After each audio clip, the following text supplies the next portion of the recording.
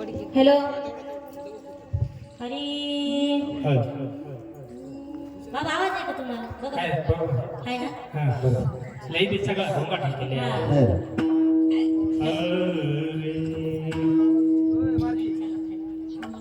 Hello यार तरी यारे लागे यार तरी यारे लागे यार तरी यारे लागे यार तरी यारे लागे मागे मागे मागे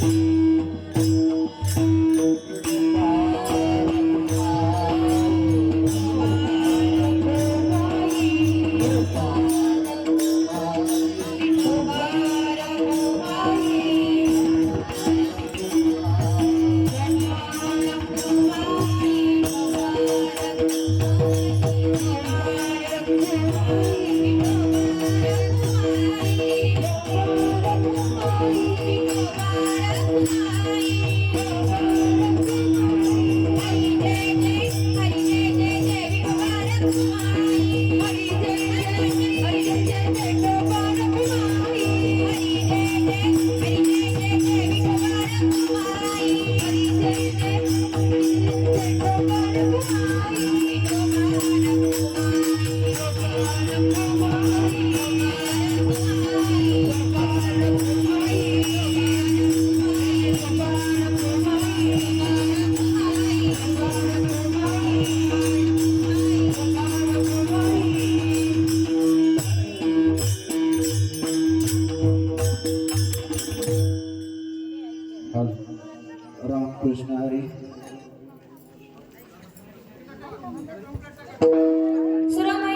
हरिभक्तपरायण गोविंद महाराज कार्यगावकर समोर म्हणतील त्यांना साथ देतील हरिभक्तपरायण उद्धव महाराज पिंपळगावकर.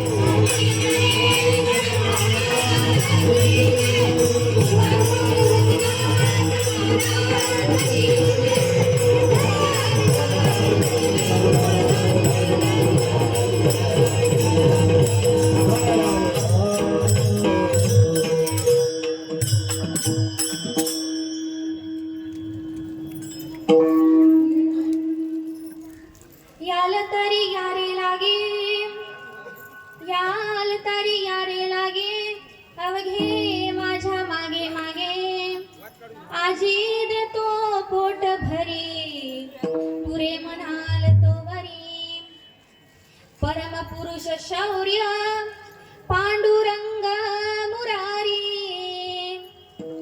कमल नयन कान्हा गोपिका चित्तहारी, प्रगट निगट शोभे रुक्मिणी रम्यवाणी, सदय धवल हासं विठ्ठलं चिन्तयामि, पांडुरंग करू प्रथम नमन, पांडुरंगा करू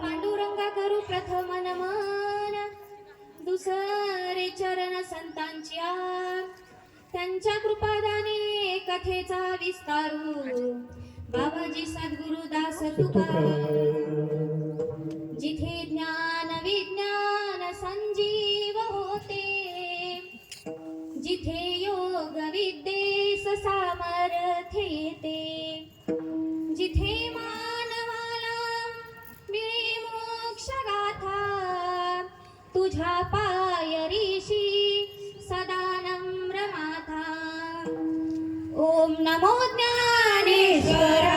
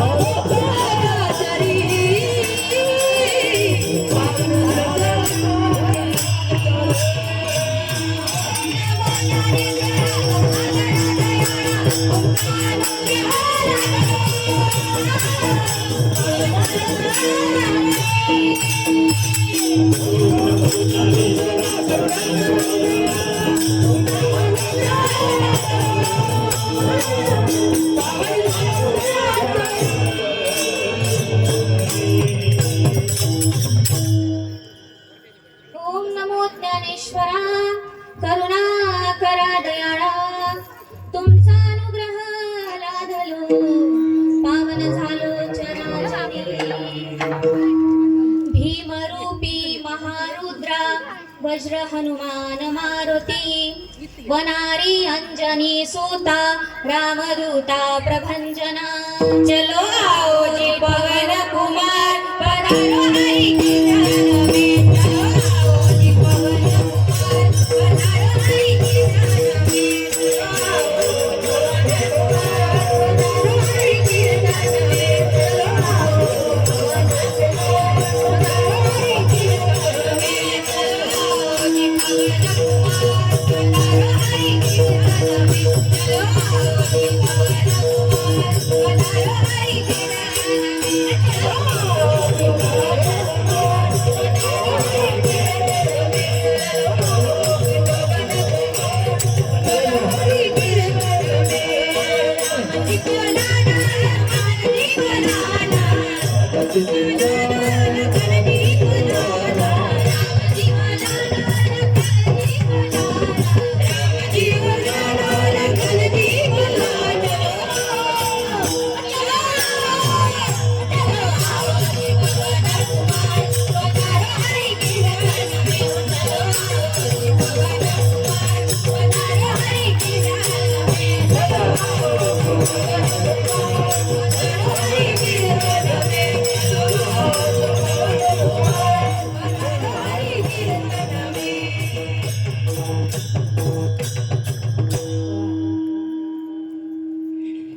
कैलासराना शिवचंद्रमौळी फणींद्र माथा मुकुटी झळाळी कारुण्य सिंधू भवदुःखहारी तुझवीन शंभो मज कोण तारी मज हृदय सद्गुरु जेने तारिला हा संसार पुरू मनोनी विशेष अत्यादरू विवेकावरी नमो ज्ञानेश्वरा निष्कलंका जयाची गीतेची वाचिता टीका ज्ञान होय लोका अतिभाविका ग्रंथार्थिया विठ्ठल विठ्ठल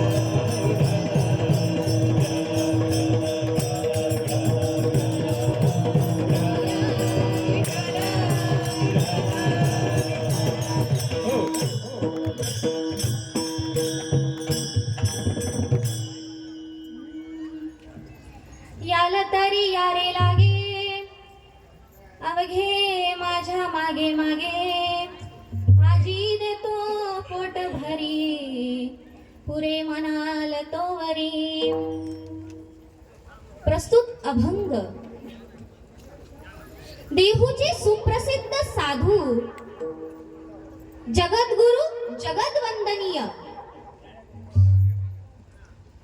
अनुरेणुया धोकडा तुका आकाशा एवढा. तुकाराम तुकाराम नाम घेता कापेयम एवढं ज्यांचं सामर्थ्य आहे. वैराग्याचे मूर्तिमंत पुतळे एथ तुझं लागी बोलाविले कोणी प्रार्थिल्या वाचोनी आलासी का. असं तुम्हा आम्हा सामान्य जीवाला नसून प्रत्यक्ष पांडुरंग परमात्म्याला म्हणणारे निळोबारायांचे गुरुवर्य.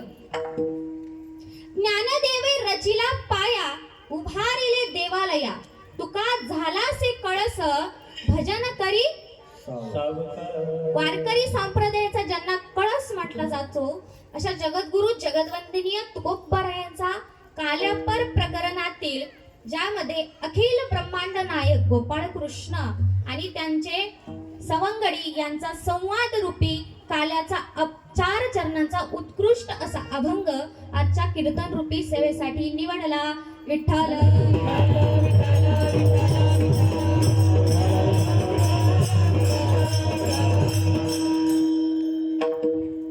अभंगाचे विस्तृत चिंतन पाहण्यापूर्वी परिहार देणं हे वक्त्याचं पहिलं कर्तव्य असतं.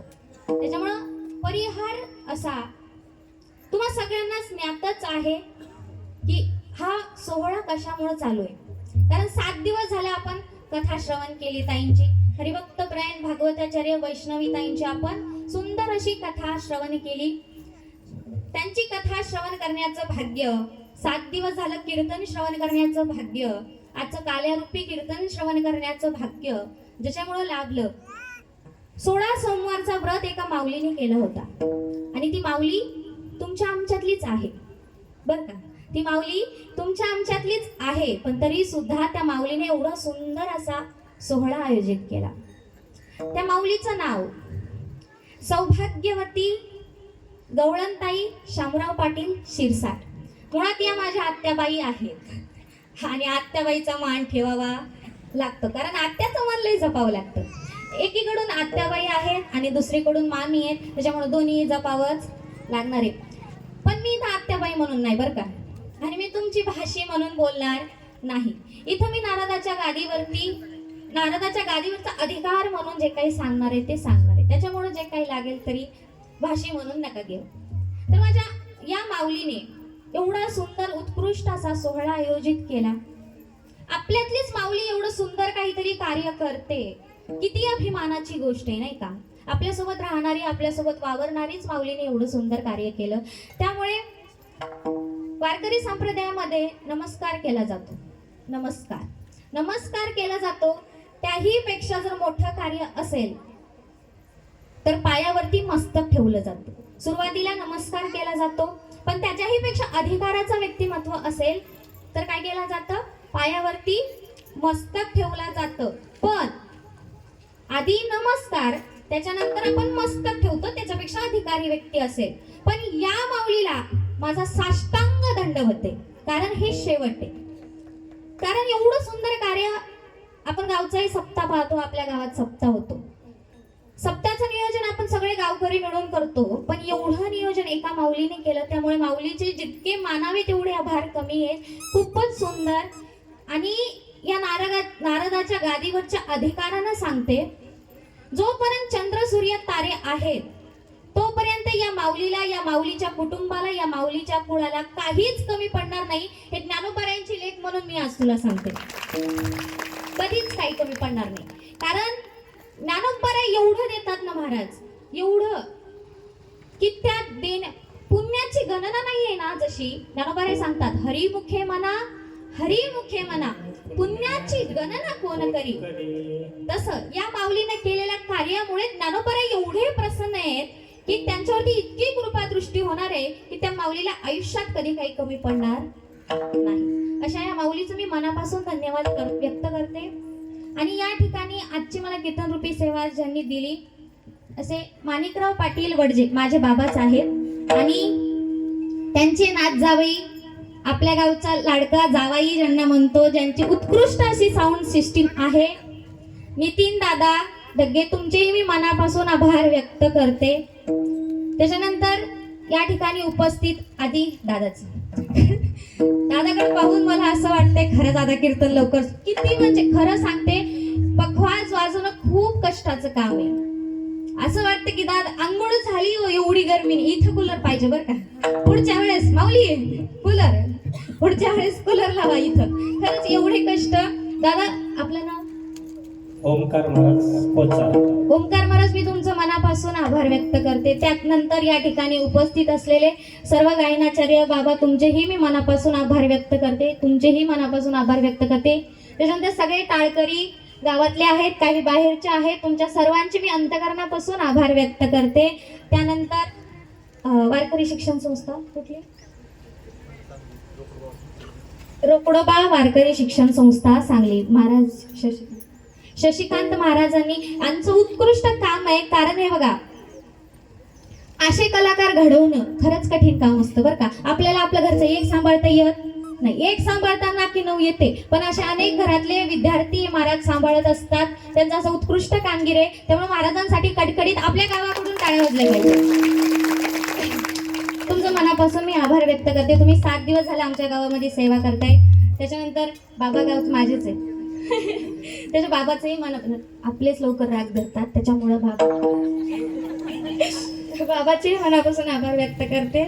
त्याच्यानंतर उत्कृष्ट गायन कोकिळा, ज्यांचं आम्ही काल गायन ऐकलं, आम्हाला भाग्य मिळालं तुमचं गायन श्रवण करण्याचं.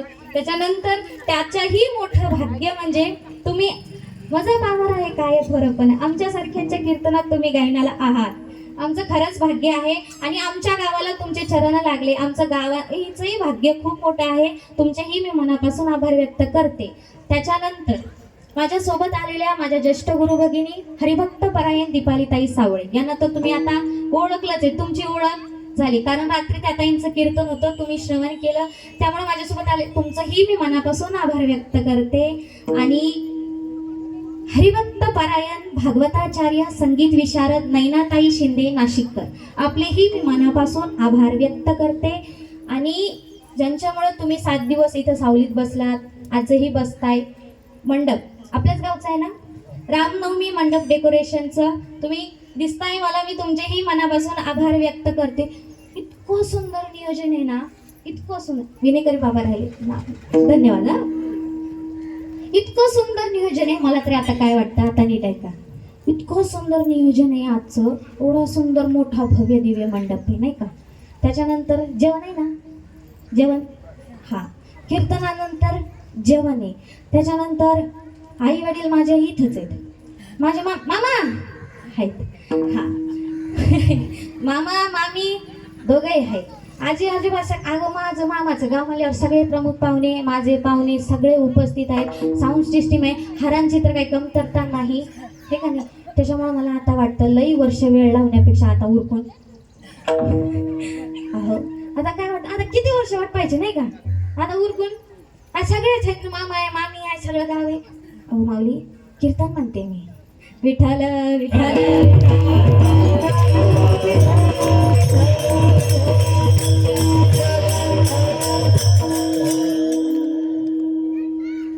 याल तरी यारे लागे अवघे माझ्या मागे मागे, आजी देतो पोट भरी पुरे मनाल तोवरी. या अभंगामध्ये गोपाळ कृष्णाचा त्यांच्या सवंगड्यासोबतचा संवाद आहे आणि आजचं काल्यारूपी कीर्तनाची सेवा आहे. काला म्हणजे काय, काल्याचं कीर्तन आहे. काला म्हणजे काय, आणि काल्याच्या दिवशी काही नियम असतात. पहिल्या दिवशी नामपरच अभंग घ्यावा लागतो. नामपरच घेतला असेल हो ना. पहिल्या दिवशी कुठला होता, पहिल्या दिवशी अभंग कुठला होता गावकरी, हा अभंग अभंग. असं असेल तर कितीही महाराज बोलवा, कितीही सत्य करा, पण मला माहिती कुठला अभंग होता, नामपर होता. नामपर अभंग होता की नाही, खरं सांगा नामपर होता की नाही. हा, पहिल्या दिवशी नामपर अभंग होता, काल मागणीचा अभंग घ्यावा लागतो, त्याच्यामुळे ताईंनीही मागणीचा अभंग घेतला. उत्कृष्ट अशी देवाकडे मागणी मागितली. आणि आजचा नियम असा आहे, आज काहीही करून कृष्णाचं चरित्र सांगावंच लागतं. काल याचा कीर्तनाचा नियम आहे, काही करून कृष्ण चरित्र उच्चारावं लागतं. चरित्र ते उच्चारावे. त्याच्यामुळं काल्याच्याच कीर्तनासाठी काल्याच्याच चरित्र, भगवान कृष्णाचं चरित्र असणारा अभंग आपण निवडला. काला काला काला म्हणजे काय? काला म्हणजे तुम्ही इथं का आला?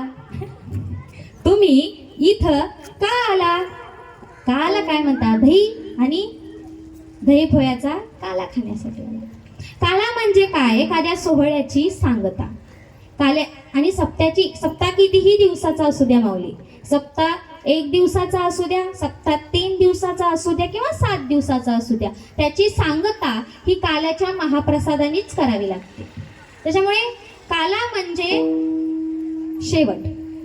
काला म्हणजे शेवट.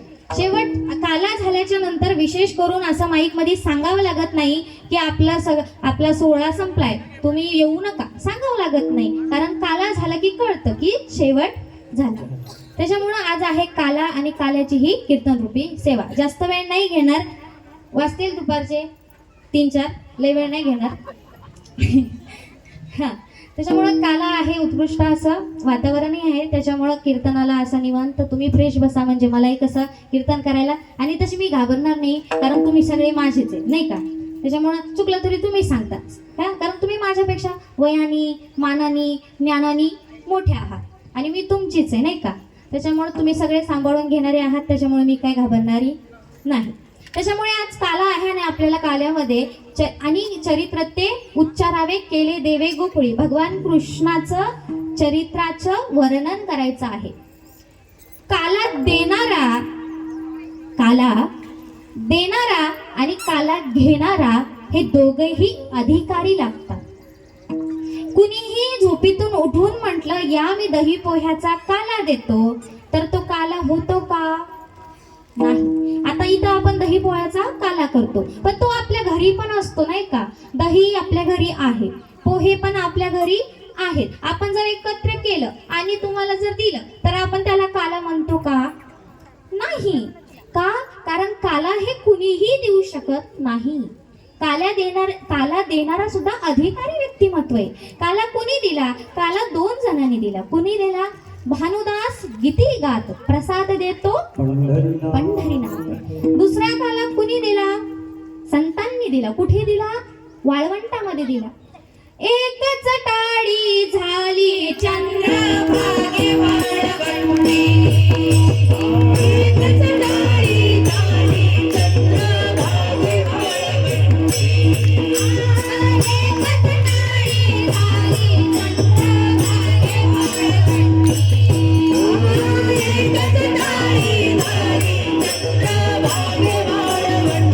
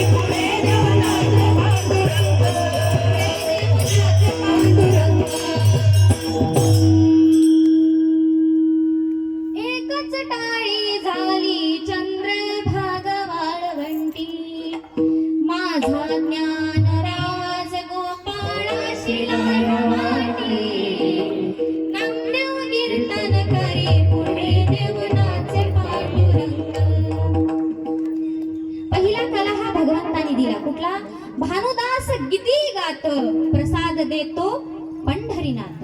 भगवान परमात्म्याने पहिला काला दिला. त्याच्यानंतर चंद्रभागेच्या वाळवंटामध्ये माझ्या ज्ञानोबारायांनी काला वाटला चंद्रभागेच्या वाळवंटामध्ये. आणि तिसरा जो काला आहे तो तुम्ही आम्ही सामान्य जीव सत्याच्या सांगत्यासाठी करतो, तो झाला तिसरा काला. त्याच्यामुळे काला देणाऱ्याचा अधिकार आणि काला घेणाऱ्याचाही अधिकार खूप महत्वाचा असतो. कारण कुणीही काला देऊ शकत नाही. त्याच्यामुळे काला हा संतांनी दिले आणि काला खरंच खूप महाग आहे. तुमचे सोन्याचे दागिने सुद्धा त्याच्यापेक्षा स्वस्त असतील, पण काला महाग आहे. कारण स्वर्गीचे अमर इच्छिता स्वर्गीचे अमर इच्छिता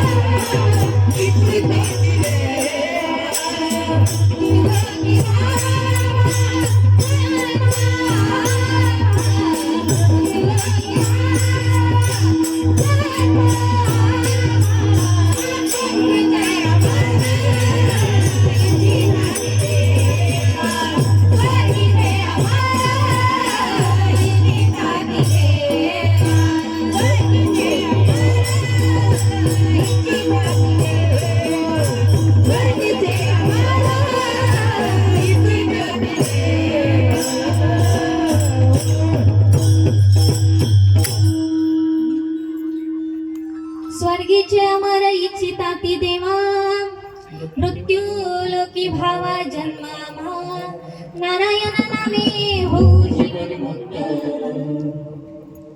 स्वर्गातले सुद्धा देव म्हणतात की आम्ही मृत्यू लोकात येतो, आम्ही मृत्यू लोकात येऊन जन्म घेतो. कशासाठी? काही नाही हो, हा काला खाण्यासाठी. एवढा महत्वाचा हा काला आहे. वैकुंठी जायचे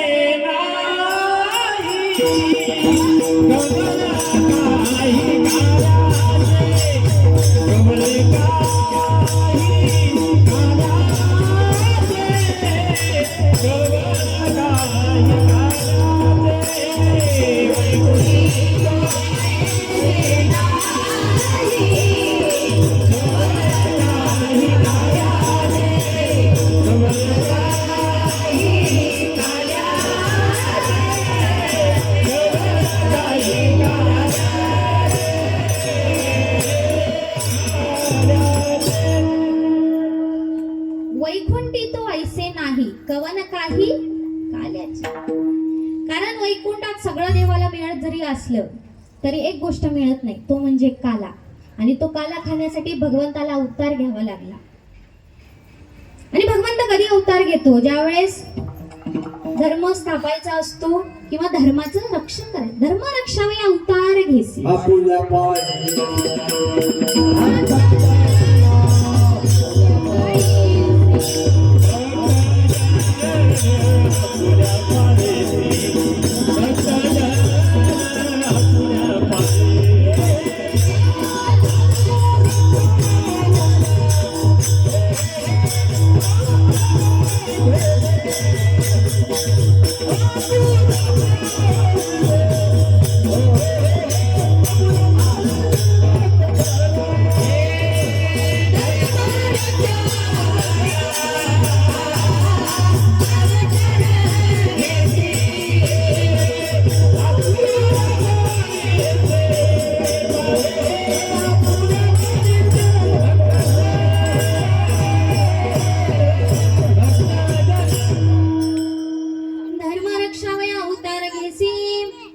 आपुल्या पाळीसी भक्त जना यदा यदा हि धर्मस्य ग्लानिर्भवति भारतम् अभ्युत्थानं धर्मस्य तदात्मानं सृजाम्यहं पवित्राणाय साधूनां विनाशाय च दुष्कृतां धर्म संस्थापनार्थाय संभवामि युगे युगे.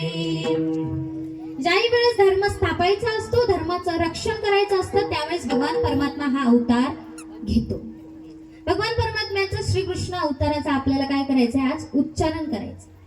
का कृष्णाच्या अवताराचं फक्त उच्चारणच करायचं? चरित्र ते उच्चारावे, केले देवे असं नाही सांगितलं की की चरित्र ते आचरणात आणावे नाही का? कारण भगवान कृष्णाचं चरित्रच माऊली असं आहे की त्याचं आपण आचरण जरी म्हटलं की आपण करू नाही करता येणार का? कारण भगवान कृष्णाने लोण्याची चोरी केली होती, पण आपल्या इथं लोणीच नाही आहे का? डेरा आहे का नाही? आता आपण डायरेक्ट मिक्सर मध्ये लोणी काढतो. मग आता डेरा करायला कुठं आता म्हटलं आता डेराच नाही तर अवतार का घेऊ, है का नाही? आता लोणीचं घुसवण करताना डेऱ्यात देव लपायचा, इथं मला डेरा आता मिक्सर मध्ये जर देव लपला तर काय होईल देवाचं? म्हटलं डेरा नाही, नको बाबा आता. कारण तेव्हा डेरा होता त्यावेळेस तशी. आणि सगळ्यात महत्वाची गोष्ट, भगवान कृष्णाला अवतार घ्यायचा आहे त्याच्यासाठी लागणारी देवकी माता आहे का? आहे नाही. कारण देवकी माते एवढं पुण्य आताच्या महिलाचं जर असतं, हा आपल्या गावच्या सांगते, आपल्या गावच्या महिलेचं देवकी माते एवढे जर पुण्य असतं तर त्यातला एखाद्याचं तरी पोरगा इथं असतं ना, एखाद्याचं तरी गावात आहेत ना पोरं. आपल्याला सगळे संन्यासी तर नाही ना, मी या गावची मला संन्यासी नाही होऊ शकणार, एखाद्याची तरी हो, हा नाही ना. पण देवकी माता नाही तर कसा कृष्ण येईन आपल्या गावात? नाही येऊ शकत. कृष्णाला आणायचं तर देवकीला आणावं लागेल नाही का? मग देवकी ज्या वेळेस येईल त्यावेळेस कृष्ण आपोआप मागे येईल, कारण आईच्या मागे बाळ. मी आता एवढी मोठी झाली तरी आईचा पदर सोडत नाही. मग कृष्ण तर लहान आहे ना महाराज. देवकी आली की कृष्ण आपल्या गावात येणार, पण आधी कोण आली पाहिजे? देवकी. देवकी मातेचं तप तसं होतं. देवकी मातेचं तेवढं भगवंतावर श्रद्धा होती, देवकी मातेचं तेवढं भगवंताचं नामस्मरण केलं होतं, ते आपल्याला करायला पाहिजे. म्हणून सांगते, देवकी व्हायचं असेल तर चाल झाली किंवा विठ्ठल विठ्ठल झालं तेव्हा काय करा? भजन करा महाराज. काल 7 दिवस झाले कीर्तनकार, प्रत्येक कीर्तनकार एकदा तरी सांगतो की माऊली चाल होते तेव्हा किंवा विठ्ठल विठ्ठल होतं तेव्हा काय करा? तुम्ही एकच काम करा. काय करा? बोल, तुम्ही बोला, तुम्हालाच बोलून घेणार आहे, कारण तुम्ही कोण आहे? माझ्या आहे ना. हा म्हणणार ना, मोठ्याने सांगा. म्हणणार ना, मग म्हणा विठ्ठल.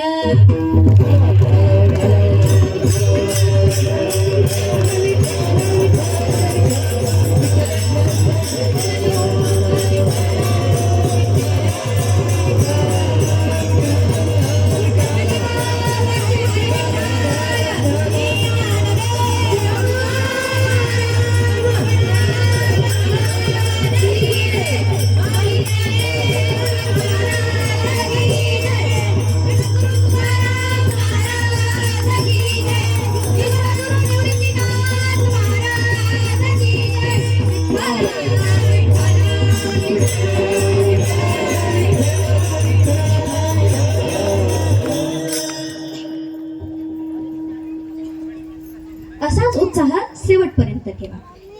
त्याच्यामुळे भगवंताने अवतार घ्यायचा ठरवला, कृष्णलीला रचायची होती. भगवंतानी देवकी मातेच्या पोटी अवतार घ्यायचा ठरवला.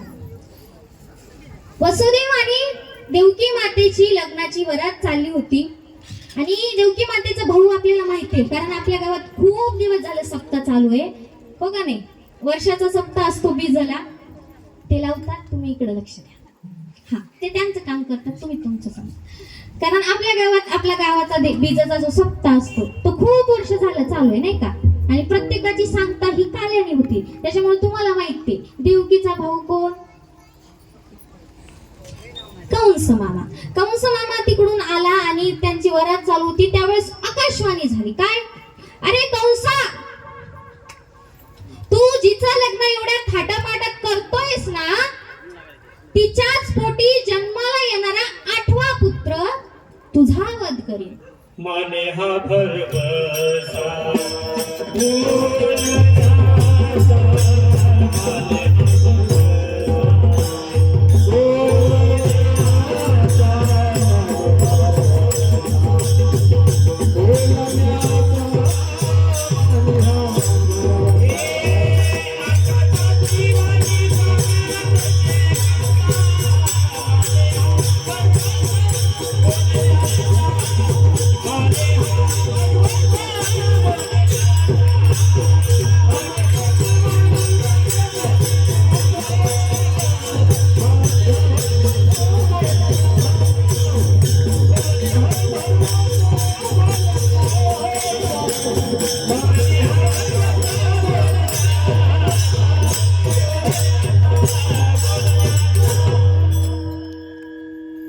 माने हा भरवसा बोलण्याचा. अरे आकाशवाणी खरी आहे, कारण देवकी मातेच्या पोटी, वसुदेव देवकीच्या पोटी जन्माला येणारा 8वा पुत्र हा तुझा निश्चित वध करणार आहे. मग असा आपल्या समोर जर मृत्यू आला, समजा आपल्या समोर जर इथं वाघ आला, तर प्रामाणिकपणे सांगा कोण कोण थांबणार? नाही, मी पण जाईन, तुमचा काय. हा, तसा जर त्याला असं मृत्यूने सांगितलं की देवकीच्या पोटी जन्माला येणारा 8वा पुत्र जर तुझा वध करेन, तर तो काय करेन? लग्न करेन का? होऊ देईन का त्यांचं? तर नाही, त्याने काय केला? खडक घेऊन काय केला? मारायला उगारले. त्यावेळेस वसुदेवाने हात धरला, अरे थांब, बहिणीला मारण्याचं जे काही पाप आहे त्याच्याही पुढं स्त्रीला मारण्याचं जे पाप आहे ते खूप मोठं आहे. तुला देवकीतून नाही ना मारणार, देवकीच्या पोटी जन्माला येणारा 8वा पुत्र मारणार आहे. आणि 8वा पुत्र जन्माला यायला कितीचा वेळ बाकी आहे, नाही का? मग सांगितलं हिला नको मारू, वाटल्यास जन्माला आलेला आम्ही मूल 8वा मूल तुला देऊ. मग ठीक आहे म्हटलं. कंसाने काय केलं? भगवान वसुदेवाला आणि देवकी मातेला कुठं बंद केलं? बंदी शाळेमध्ये बंद करून ठेवलं. त्याच्यानंतर पहिला पुत्र जन्माला आला. आता मुलगा जन्माला आल्याच्यानंतर साधं आहे ना, कोणत्याही आई वडिलांना आनंदच वाटणार, नाही का? आनंद झाला. देवकी माता वसुदेव आनंदाने, त्यांच्या डोळ्यात आनंदाश्रू आले. मी म्हटलं काय रे देवा, नेमकं तुझा नियम तरी काय आहे सांग ना. तुझे जे भक्त तुझं गुणगान करतात, तुझ्या नामाचा उच्चार करतात रात्रंदिवस, त्यांना तू एवढं मोठं दुःख द्यावं? आता मूळ जन्माला आलंय, याचा मी आनंद मानू का दुःख मानू? हा सांग ना, याचा मी आनंद मानू का दुःख मानू? कारण कंस तो घेऊन जाणार होता. कंस आला, घेऊन गेला मारण्यासाठी, पण त्याच्या मनात कुठेतरी प्रेमाची जाणीव होती. त्याने सांगितलं 8वा मुलगा मारणार आहे ना, मग पहिला कसा मारायचा आपण? पण पाप भरायची होती, नाही का? परत नारद मुनी आले आणि सांगितले, अरे कंसा, जर शेवटवरून गणती केली तर पहिला सुद्धा 8वा, कारण पाप भरण्यासाठी हे करणं भाग. पुण्य सारावया भेटणार होते, उदिताल कासे घेऊन तू, उदिताल कासे घेऊन तू, उदिताल कासे घेऊन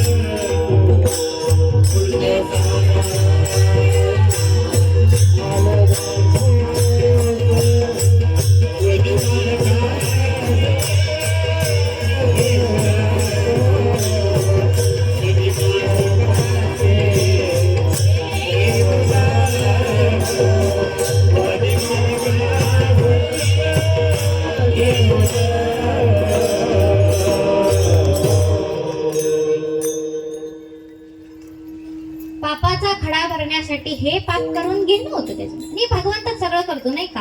पापही आपल्या हातून तोच करून घेतो, पुण्यही आपल्या हातून तोच करून घेतो. का करणे का न करणे हे आघवे तोची जाणे, विश्व चाळत असे परमात्मेनी. ज्ञानोपराय ज्ञानेश्वरी मध्ये सांगतात, तुम्ही फक्त बघा गाडी बनवली ती पेट्रोलवर चालती का नाही, तसं आहे भगवंतानी बनवलंय. आपल्या हातून काय करून घ्यायचं, काय नाही करून घ्यायचं हे सगळं त्यांनी ठरवलेलं आहे. पण तरी सुद्धा आपण त्याच्यावरती चालत राहायचे. मार्ग भगवंतानी दाखवलाय, त्या मार्गावरती फक्त पाऊल टाकायचं काम आपले. त्याच्यामुळं आता आकाशवाणी उलटी गणती केली तर काय होईल? 8वा नंबर पहिल्याचाच आहे. त्याच्यामुळं त्यांनी त्यालाही मारला. असे आतापर्यंत किती मारले? 6 मारले, 7वी योग नाही. त्याच्यानंतर 8वा पुत्र जन्माला आला आणि तो किती वर्षाचा होता? तो डायरेक्ट 8 वर्षाचा जन्माला आला. अरे देवकी माता म्हटली, अरे एवढा मोठा नको, कारण लहानपणी जेवढे लेकराचे लाड करता येतात तेवढे मोठे झाल्यावर करता येतात का? नाही. त्याच्यामुळे तू लहानच हो बाबा, कारण आम्हाला तुला लहानपणी खेळवायचंय. पण त्याच्याही मोठं दुःख असं आहे की तुला खेळवता येईल का? सांग ना. तू जन्माला आलास, भगवान परमात्मा तुझ्या सत्तेने वेदांशी बोलणे, सूर्याशी चालणे तुझ्या बळे. ऐसा तू समर्थ रे ब्रह्मांडाचा धनी. मग तू ब्रह्मांडाचा धनी आहे ना, तू एवढा मोठा आणि त्यातल्या त्यात हे दुःख की तू आम्हाला भीती वाटते, तुला खरंच कोण मारेल. म्हटलं आई एवढं चिंता तू करत जाऊ नको, मी कोण आहे, तू विसरली का मी कोण आहे. तशी माझी आई विसरते रोज रोज, मी कीर्तनकार आहे तरी मला म्हणती स्वयंपाक कर,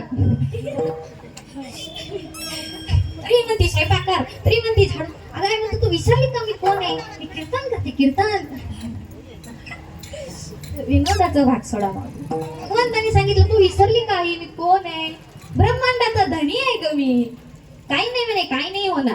काय बाबाला सांगितलं, बाबा कुठं नाही मला.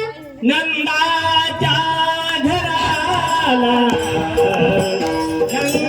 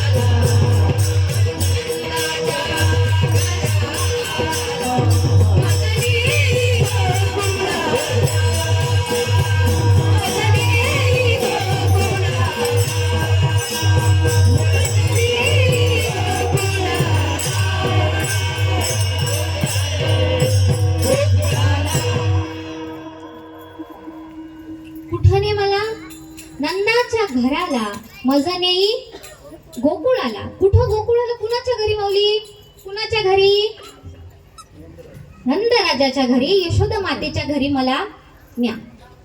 आता भगवंताच्या ऑर्डर कोणीच मोडत नाही, भगवंत भेटत नाही तर त्यांना भेटून ऑर्डर दिल्यावर कसे मोडतील नाही का. मग वसुदेवानी घेतलं, ज्यावेळेस भगवंताला उचललं त्यावेळेस बंदी शाळेचे सगळे दार निघाले, पायातल्या बेड्या निघाल्या, यमुना मात्या सुद्धा भगवंताचं दर्शन घेतलं आणि एवढा सगळा मजल करत ते कुठं पोहोचले, शेवटी गोकुळात पोहोचले. आणि तिथे एकच गलबल झाली. काय झाली, एक गवळण दुसऱ्या गवळणीला सांगू लागली,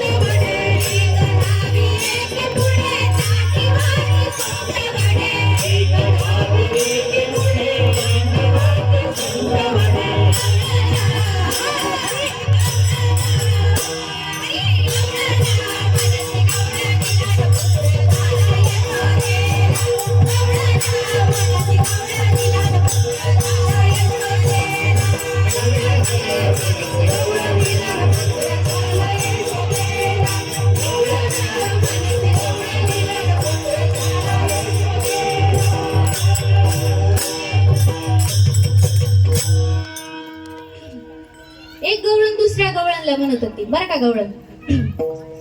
गवळण गवळण म्हणती गवळणीला न पुत्र झाला यशोदेला. सगळ्या माता माऊलींना माझे हात जोडून विनंती आहे की तुम्ही थोडं थोडं समोर बसून घ्या. मागं बायकांना कोणी लागू थोडं थोडं. विठ्ठल विठ्ठल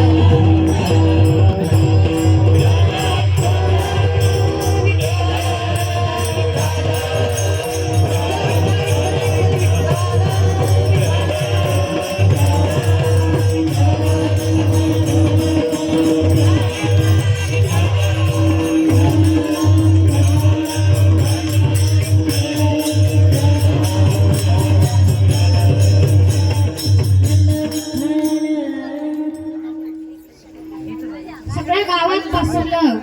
काय नंदराजाला आणि यशोदे मातेला काय झाला? पुत्र झाला. गवळण म्हणती गवळणीला न पुत्र झाला यशोदेला. पुत्र झाला, यशोदेला पुत्र झाला. चला बघायला, कारण तो पुत्र काय सामान्य नाही. राजस सुकुमार मदनाचा पुतळा. रवी शशी कळा लोपली. काय तेज आहे त्या लेकराचं. आता आपलं पोरग जन्माला झालं, कसंही झालं तरी म्हणतो लय गोंड असायचं. चला लेकराला पाहायला म्हणतो का नाही गावातल्या बायका? सगळे नातेवाईक पाहायला जातो का नाही? आता तो तर राजाचा मुलगा पाहायला तर जाणारच नाही का गावातल्या? सगळ्या गवळणी म्हटल्या चला नंदराजाच्या पुत्राला पाहायला, चला यशोदे मातेच्या पुत्राला पाहायला. अशाच गवळणी निघाल्या आणि गवळणी अशा मस्त नटून थटून निघाल्या होत्या. कुणाला पाहायला? कृष्णाला पाहायला. आता गवळणी तरण्या ताट्या होत्या, मस्त साडी बिडी लिपस्टिक लावून नटून थटून निघाल्या. आणि मुळात सांगू का, भगवंताला पाहायला जायचं असतं तेव्हा, म्हणजे ज्यावेळेस आपण भगवंताचं दर्शन घेण्यासाठी जातो, मंदिरात जातो, तेव्हा खरंच नटून जावं. खरंच. आता मी मुलगी आहे म्हणून नाही सांगते.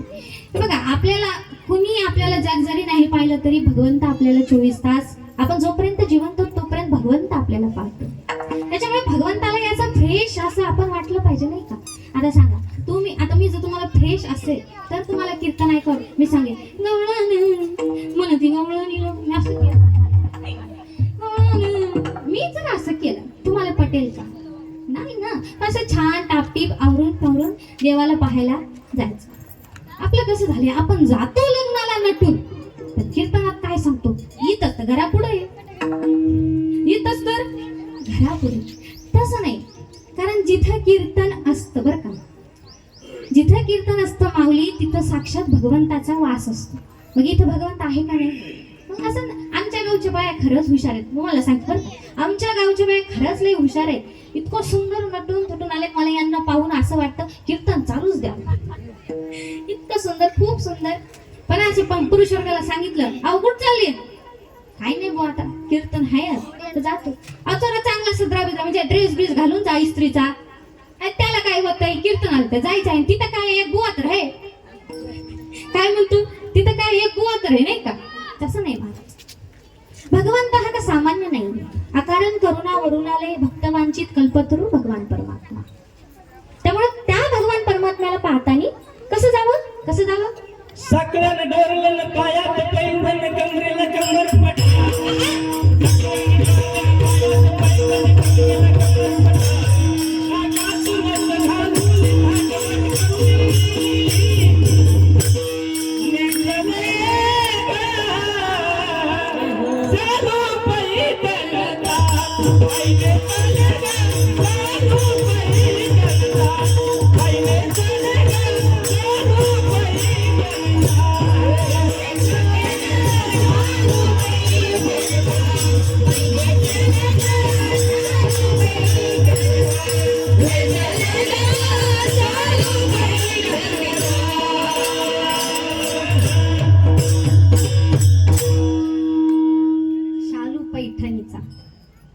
पैठणी छान नटून जा.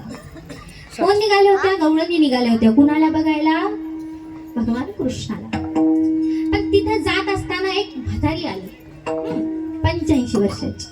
म्हातारी, काय ग पोरींनो, गवळणीनं, काय गवळणींनो, कुठं चालले? तुम्हाला माहित नाही का? नाही माहित म्हणून विचारते ना. त्या म्हातारीचा आवाज थोडासा उंच असतो. माहित नाही म्हणून विचारते. तुला कळत नाही का? माहित नाही म्हणूनच विचारेल ना. कुठे चालले बा? काही नाही, नंदराजाला मुलगा झालाय म्हणे, पाहायला चाललो. एवढं नटून थटून? मग आता ते एवढं ब्रह्मांडाचं नाही, आपल्याला बनवणारा तो. तर आपण मॉडेल असो, काही मॉडेल तर असे असतात ज्यांना पाहतच राहावं नाही का.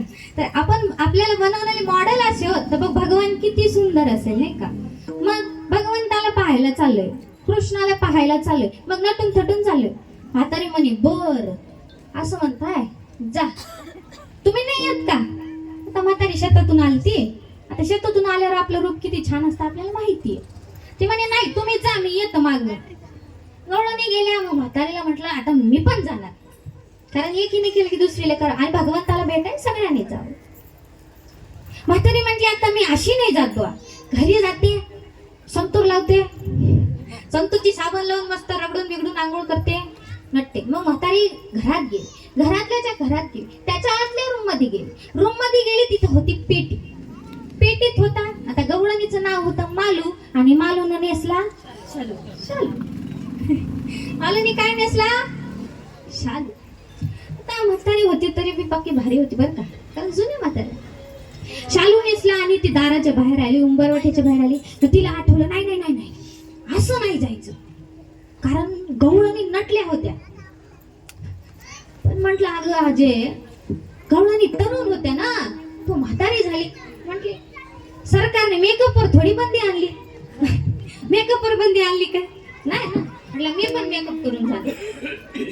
मुलीनं ओठाला काय लावतात? ओठाला हा हाय बाबा, लाली जुनं झालंय, त्याच्यात प्रमोशन झाले आता. हा लाली जुनं होतं. तुमच्या काळात काय होती? आजी तुझ्या काळात काय होती? लाली. हा, आता त्याचं प्रमोशन केले आम्ही तरुण वर्गाने त्याचं प्रमोशन केले. त्याला काय म्हणतो आम्ही? लिपस्टिक. म्हाताऱ्या बाया लिपस्टिक म्हणतात, पण आम्ही काय म्हणतो साक्षी? लिपस्टिक. तिच्याकडे पाहून माझ्याकडे पहा, काय म्हणतो आपण? लिपस्टिक. हा, त्या म्हाताऱ्यानं घेतलं लिपस्टिक. हा, तुमच्याच भाषेत सांगते, काय घेतलं? लिपस्टिक घेतलं. आता म्हातारी 85, तिचा झाला होता डोळ्याचा हा ऑपरेशन. आता तिला दिसेलच नाही, तिने लिपस्टिक घेतलं आणि डोळ्याला लावला. कुठे लावला लिपस्टिक? कुठे लावला आणि कुठे लावतात? आता अजून दुसरी गोष्ट, काजळ कुठे लावतात मुलींना? हा, आता तिने लिपस्टिक ऑलरेडी कुठे लावले? डोळ्याला. आता तिला वाटलं हे काजळ, आता हे काय आहे? पोटाला लावायचं. मग तिने काय केलं? काजळ कुठे लावलं? कपाळी काजळ, डोळ्याला कुंकू.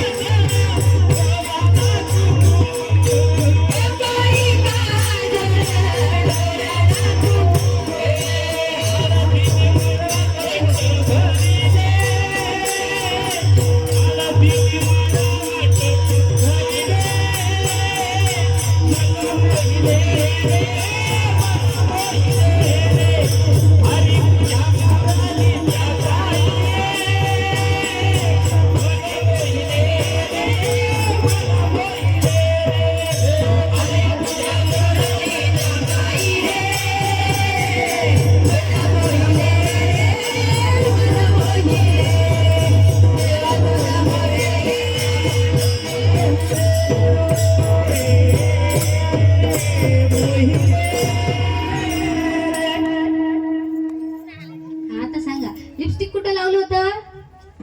डोळ्याला ना. लक्षात ठेवा, लिपस्टिक कुठं होतं? डोळ्याला. काजळ एवढं. आता मग टिकली लावली छान, काजळ लिपस्टिक लावलं. त्याच्यानंतर ती निघाली. पण निघाली त्यावेळेस तिकडून तिचा 105चा फोन आला म्हातारा. ते म्हटलं बाई कुठं चालली? ते म्हणले व्हा बाजूला. अगं पण चालली तरी कुठं? ते व्हा बाजूला म्हणते ना. सप्त्याला जाते आडवं, कीर्तनाला जाते आडवं, कथेला जाते आडवं, कालेला जाते आडवं. तूच होय ना आडवं? हा, कशाला येतो आडवं? ते म्हण तेवढं. मग आता म्हातारा 105 काठी राहणार नाही का. काठी अशी हनुवट्याला लावली, वर केली आणि विचार सांगा म्हातारी कशी दिसत असेल? कशी दिसत असेल म्हातारी, किती सुंदर ना. आता पाहिलं आणि म्हातारी म्हटलं अगं बाया बाया बाया बाया बाया कशी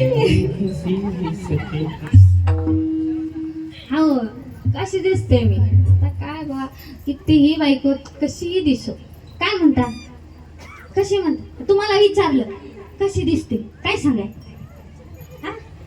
बाबा छान माय कुठं आहेस ऐकलीस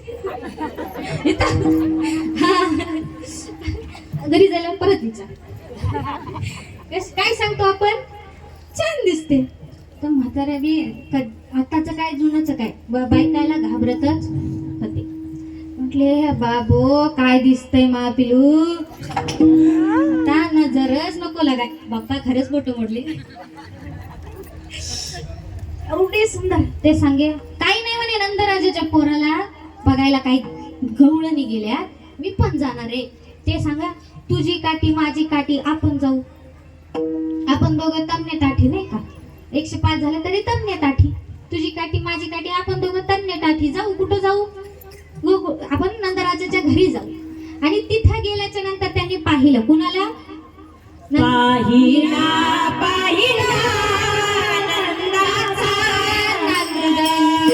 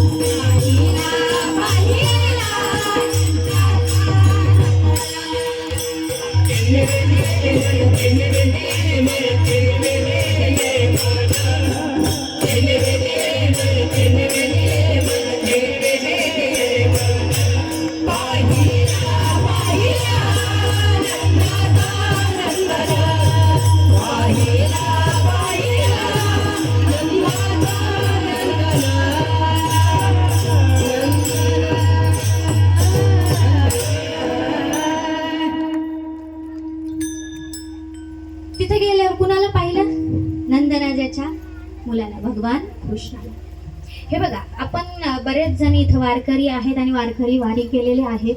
आपण महिनाभर वारी चालत, 15 दिवसाची वारी, 15 दिवसाची वारी चालत जातो. ऊन पाऊस वारा सगळं झेलत जातो, भगवान परमात्म्याचं नाव घेत जातो नाही का. इथं बरेच जण कार्तिकीची, पंढरीची, ताई निवृत्तीनाथांच्या दरबारातले ताई निवृत्तीनाथांची वारी करतात. सगळेजण आपण वारी करणारी माणसं. आपण इतके दिवस चालत जातो, पण शेवटच्या दिवशी तिथं गेल्याच्या नंतर आपण त्या भगवान परमात्म्याला, आता तुम्हाला सांगा तुम्ही नाही वारीला केलं तर सांगा, इथून जर तुम्ही आळंदीला गेले आणि तिथं गेल्याच्या नंतर एवढी दगदग करत जातो आपण, आपल्यापासून पुन्हा किती दूर आहे नाही का, आहे ना. हा एवढं दूर आहे, आपण एवढी दगदग करीत जातो. पण तिथं गेल्याच्या नंतर, आळंदीत गेल्याच्या नंतर, दरबारात गेल्याच्या नंतर, गाभाऱ्यात गेल्याच्या नंतर, समाधीला पाहिल्याच्या नंतर काय वाटतं, भाग गेला, अवघा झाला आनंद. आता कोठे धावे मन तुझे चरण सगळं शीन गेलं रे आयुष्याचं तुला पाहिल्याच्या नंतर. मग ह्या नंदाच्या नंदनाला पाहिल्याच्या नंतर हे जे म्हाताऱ्याचं जोडपं गेलं, इतका आनंद झाला ना त्यांना, कारण सामान्य नव्हते ना. श्रीकृष्ण गोविंद पाहिल्याच्या नंतर आनंद झाला. आणि त्यावेळेस काय करत होता, केवढा होता, तळवे तळ हात टेकिला,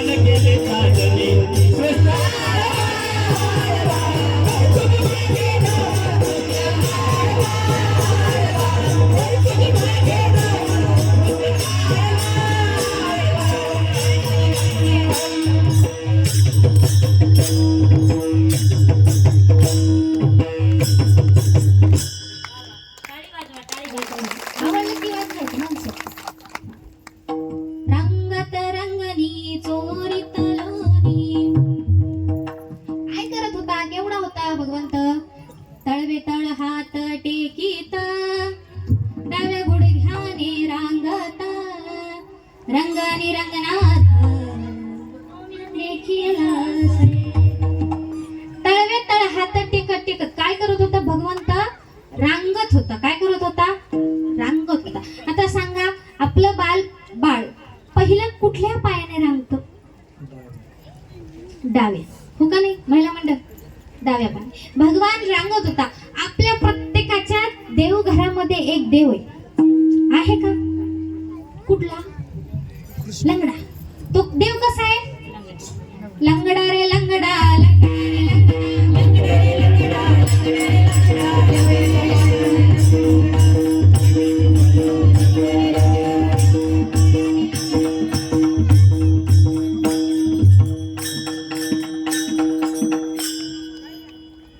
लंगडा ग लंगडा ग लंगडा ग लंगडा देव एका पायाने लंगडा.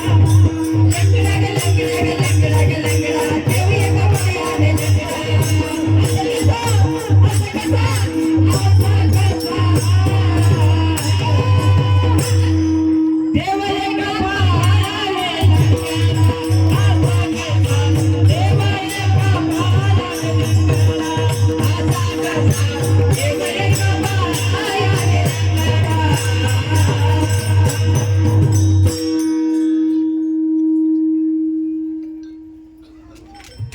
कसा आहे देव?